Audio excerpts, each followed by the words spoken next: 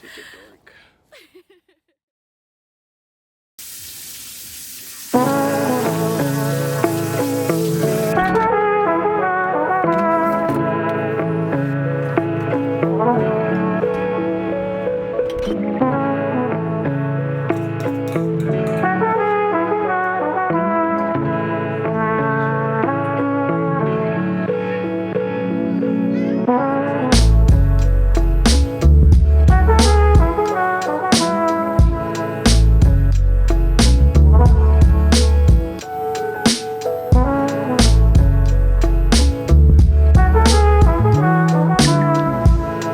Welcome back to the vlog.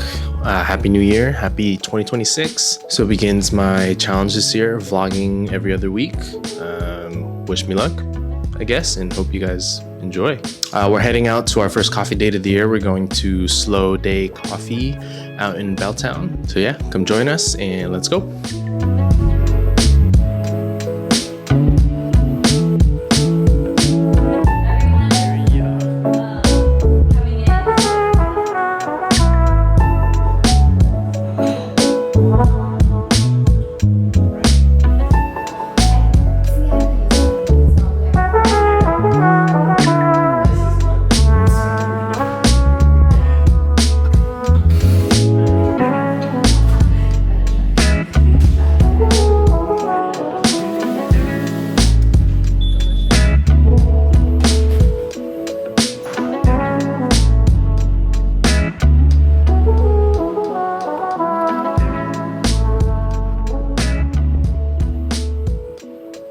Well, as is expected this time of year, I've been reflecting a lot about 2025 and thinking about the resolutions that I set this time last year. I set 4 resolutions, I think, or maybe 5 resolutions, and I made sure it was really intentional, and I made sure to take time out to sit down and think about what my goals are for the year, and I wrote them down. 2024 was quite the challenging year for myself and my family, with my dad passing away in October and going through that process throughout the year.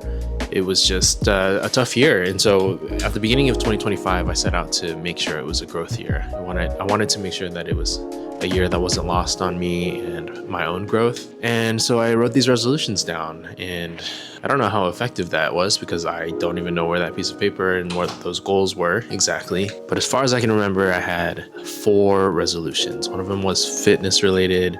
I had some goals for weightlifting. I had goals for my DJing and breaking through as a bedroom DJ and actually getting out and playing for people more. I had a goal to read more, and the last goal that I had was to propose. That was something that I really wanted to do in 2025 and formalize my commitment to Crystal because of all that myself and my family had been through, and the fact that she had been around and supporting myself and my family throughout the whole process. But evidently things don't go to plan. 2025 was not the growth year that I was hoping for, and shit hit the fan. I had a lot of personal stuff going on in 2025, and it was just a whole lot of stuff too, like throughout the year, scattered through the year. It really quickly changed from a growth year to kind of a maintenance year, just making sure that I take care of myself and that I don't fall into a rut. And so fast forwarding to now, I was thinking about these resolutions that I set a year ago, and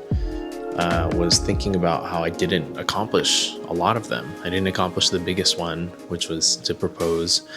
And I didn't accomplish the smaller ones as well, except for a couple others. And at first I was really disappointed in that, thinking about all the momentum I had going into the year, and then coming out of the year not accomplishing the goals that I set out to was kind of frustrating and disappointing. Thinking about it more, as much as I want to recognize that I fell short on my goals for the year, I think it's important to consider the context of the year and the reality of the year that I lived through. At the beginning of the year, if I knew of all of the struggles and the issues that would come up throughout the year, then my goals would have been extremely different. Yeah, and so I'm really glad that I am where I am, considering all the things that had happened throughout the year. Sometimes with all the shit that was going on in my life, I felt like I was getting derailed, but I think it's important to consider that these things, life isn't trying to derail you from your goals. It just demands energy elsewhere. You know, I think there's seasons of growth, and I think there's seasons of maintenance, right? And just making sure that you're taking care of yourself, that I'm taking care of myself. And I think I'm a lot stronger and a lot better for all of that. That being said, I still need to set my 2026 goals. It's already the second week of January and I still haven't done that yet. So